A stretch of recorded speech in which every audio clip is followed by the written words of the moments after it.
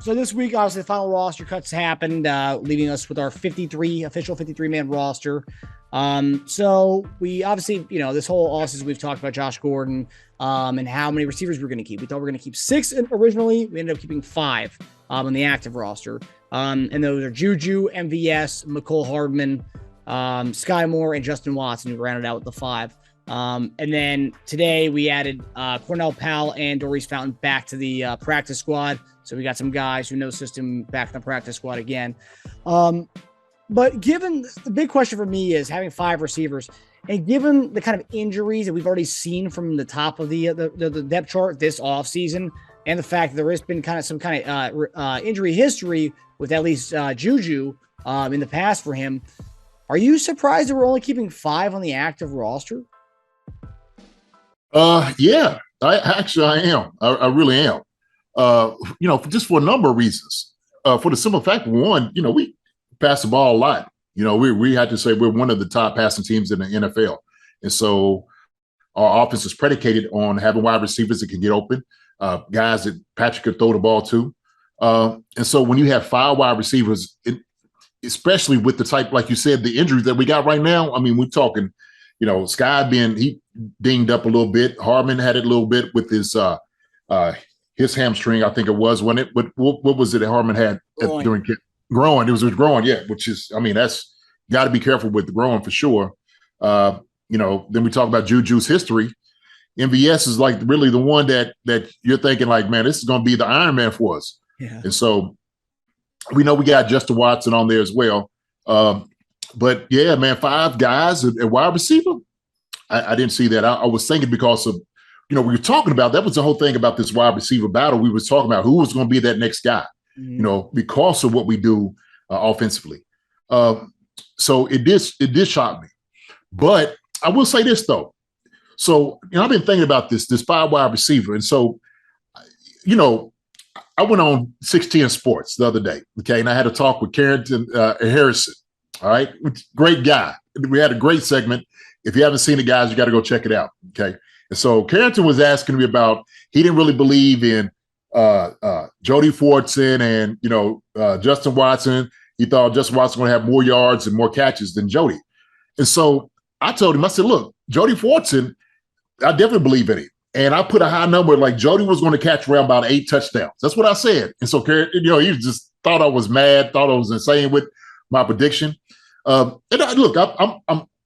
I'm an optimist. I am. I do believe Jody Fortson has that talent. I know for a fact that he is a matchup nightmare. Okay. And so I'm going to double down on what I said before about Fortson catching a lot of footballs and touchdowns. If I'm going to say anything, look, if I overshot it to 8, I'm going to say at least 6. I said, look, he'll have at least 6. And I think because you have 5 wide receivers, that tells me that the tight ends are probably going to play a much better role or bigger role in the offense, getting to the football. So, I mean, honestly, what you're thinking about it, you actually have a 6th receiver in a Jody Fortson. That's what you really do. And so when you're thinking about like when he's divvying up, throwing the ball around, Jody Fortson is going to be one of his targets. Patrick Mahomes already said that. It's not me, just making my opinion about it. Patrick Mahomes, like, that's one of my favorite guys to go to. And so that tells me that, yeah, you know what? The coaches trust the tight ends. Patrick Mahomes trusts Jody Fortson. And so when you got Travis Kelce, you got Noah Gray, you got Jody Fortson, these guys are going to be a matchup nightmare against linebackers, against corners, against safeties. They get open, they can catch the football, and they can body guys up. And so I'm looking right now, at least for that, I'm saying like having the 5 wide receivers, you got these 4 tight ends when Blake Bell, of course, when he gets better, gets back into it. These guys are going to be a perennial part of this offense. And so to me, that's what makes it more encouraging on thinking that's where they're going to go offensively.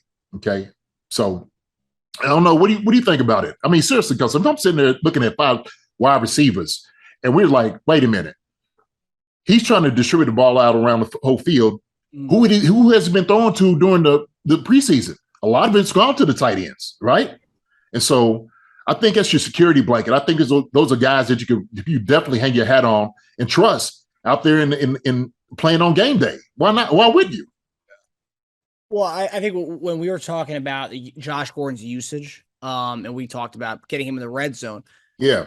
We're not okay. Josh Gordon's gone, right? But we have another guy with a big body, Jody Fortson, who, as we saw in the preseason, he was utilizing that red zone. And, whether it's 6 to 8 touchdowns, that is an extra guy who will be using, who's lining up at receiver. And Jody Fortson did. And I think that back shoulder touchdown he was lined up at receiver. I don't remember the other one he had, if he was lined up at receiver or not. But the one where he caught that back shoulder, he was lined up at the outside receiver spot. So I mean, he's going to be utilizing that, and that's beauty about him. You can utilize him with his hands in the ground, or you can put him out wide. So like, yeah, I think you are right in the fact that having 5 receivers, that whatever. We have 3 other tight ends who can be motioned out to playing receiver. So I mean, really, we have a good versatility with those tight ends, where you have pretty much 8 receivers if you think about it that way.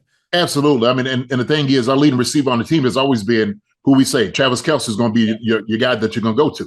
And so right now, like I said, you have 2 other tight ends that can catch the football really well, like wide receivers, and so that gives you options.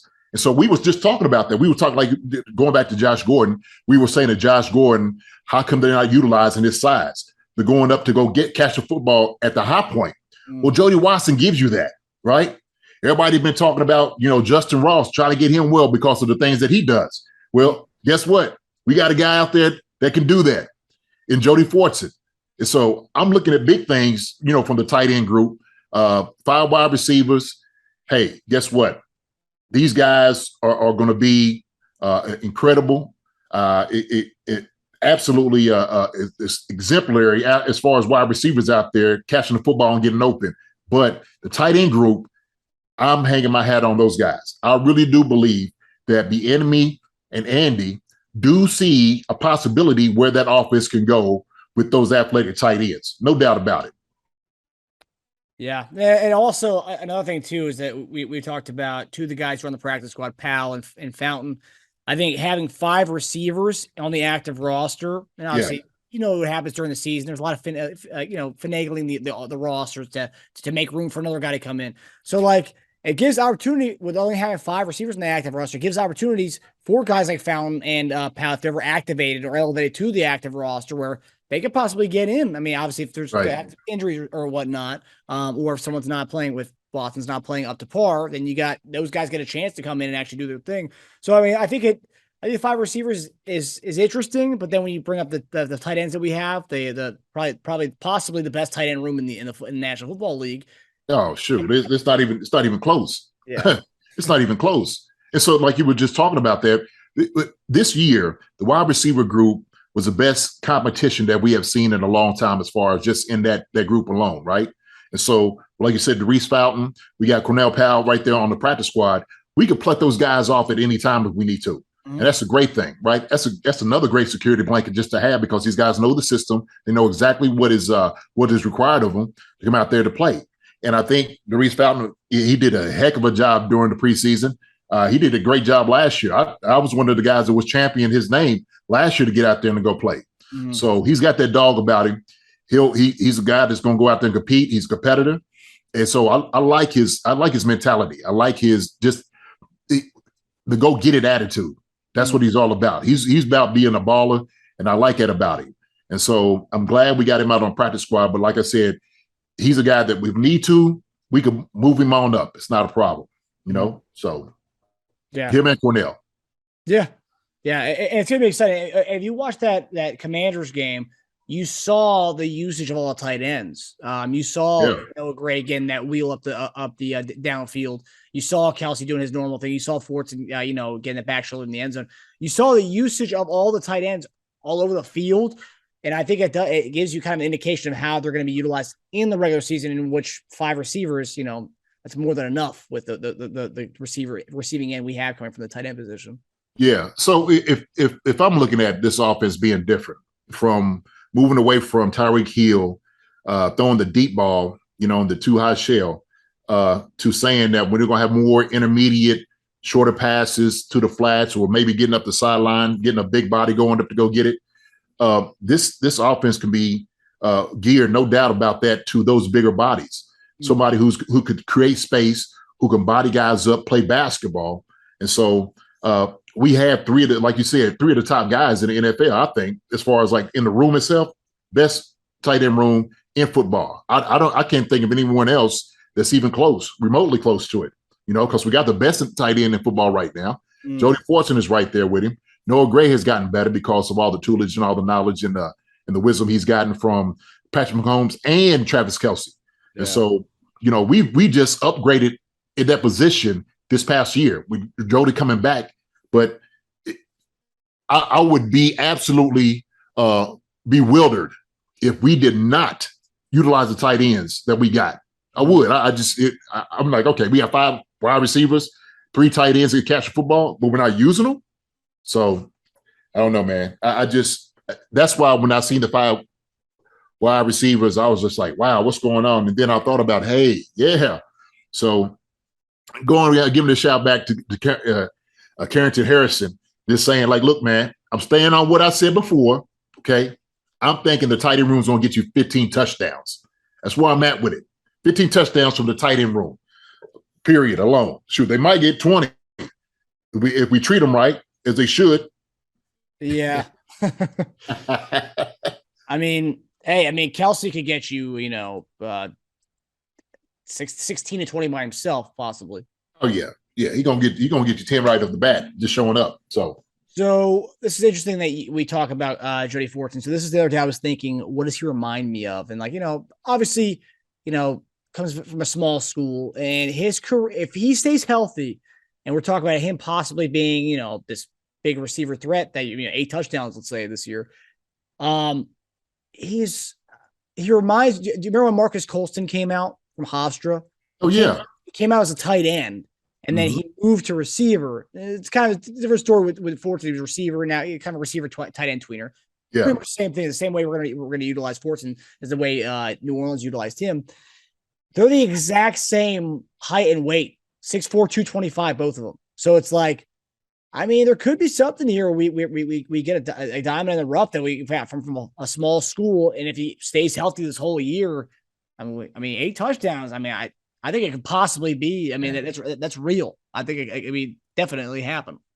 Hey, and Marcus Colston, man, he was an absolute baller down there during the time, man. He looked good in that type of offense, and so I would, without a doubt, as the offense coordinator, I would make sure that this guy is in my package. He is going to be part of our offense in every single game time decision of what we're going to do. Right? That's going to be our game plan. Our game plan is like, look, we got 3 tight ends that could go out here and get open. They can catch the football. We got to use a lot. We got to utilize them. We have to. Yeah. Yeah. At a time when the Saints got Marquise Colston was an unknown guy, going from tight end to receiver. No one really knew about his whole thing coming from a small school Hofstra. Jody Fortson could definitely be that same kind of story for us if he does. I'll give you one more. Michael Ricks, we were playing. Michael Ricks was another one. Wide receiver to a tight end. Michael Ricks was running down that, man. He was up the seams, big body, big hands, outrunning them, man. He's just a long joker. And so we knew with Michael Ricks who was here because he was running 2 tight end sets, and Ricks, he played with me and Tony during the time when he left San Diego, came out here, and he was catching all the seam routes. He was catching the corner routes. Man, that's a great weapon to have, really. And so, that's what you see anyway with tight ends right now. Most tight ends that you see is wide receivers, in the tight end's body. That's pretty much it. So ain't no different. We just happen to have 2 great ones. Yeah. So 3. 3, yeah. Yeah. Well, 4 if you count Blake Bell. That's Blake Bell, right. Blake, get back soon, man. Get back. Get that hip back, man. Yeah, so. Brett Veach said today they're going to figure out what to do with him in the next few days. So I don't know. There could be an IR spot. We don't know yet exactly with that. Obviously with the hip injury, it's gonna take its time. Hi everybody, thanks for watching. Subscribe here to get the latest from the show. Also, be sure to check out the best clips from Chief Concerns.